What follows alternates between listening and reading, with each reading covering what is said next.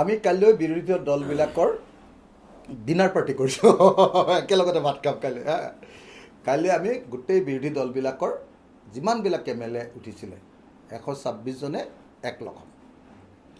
একলগ হৈ প্ৰথমটো সমূহীয়া পৰ্যালোচনা কৰিম আমাৰ ৰাইজৰ দলৰ পৰ্যালোচনা অনুসৰি আমি 70ৰ পৰা 80খন আসন পাম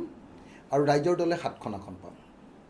7+ হা মই নামটো সব কৈ নিদিওঁ যিবিলাকে নাপাব তেওঁলোকৰ মনটো বেয়া লাগিব ন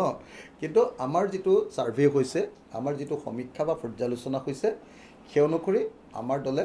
এবাৰ 13খন আসনৰ ভিতৰত 7খন আসন পোৱাৰ সম্ভাৱনা আছে মই সঁচাকৈ কৈছোঁ আপোনালোকক প্ৰথমবাৰৰ কাৰণে গুৱাহাটীৰ সাংবাদিকৰ লগত মই লগ হৈছোঁ ইলেকশ্যনৰ পাছত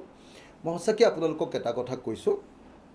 যে এবাৰ নিৰ্বাচনটো আছিলে বিজেপিৰ বিৰুদ্ধে ঢৌ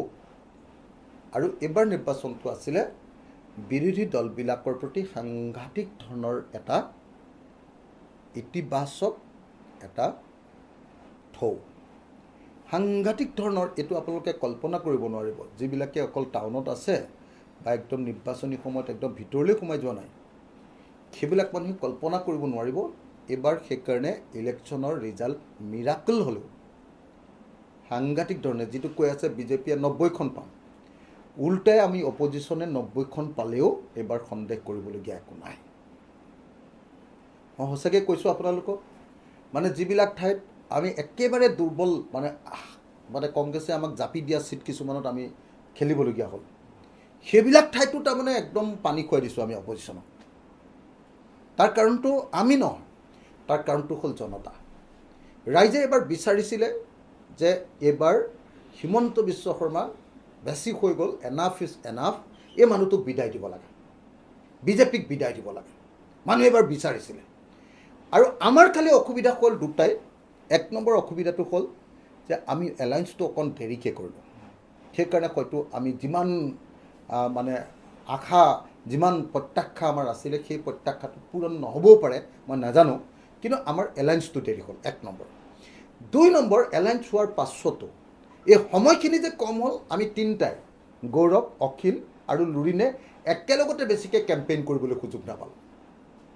যিহেতু চব আমাৰ নিজৰ নিজৰ কেণ্ডিডেটবিলাকৰ ওচৰলৈ যাবই লাগিব আগতে ফিক্স আছে প্ৰগ্ৰেম গতিকে সেইটো সুযোগ নোপোৱাৰ কাৰণে আমাৰ অকণমান অসুবিধা হৈছে তাৰ বাহিৰে মই ভাবোঁ যে এইবাৰ বেছিকেলি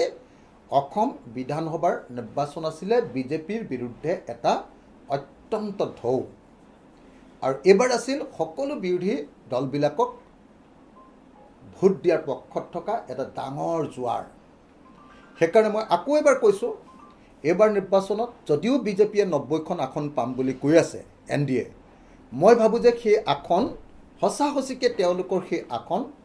মোৰ মতে 30ৰ পৰা 40ৰ ভিতৰত আবদ্ধ হৈ যাব 30 to 40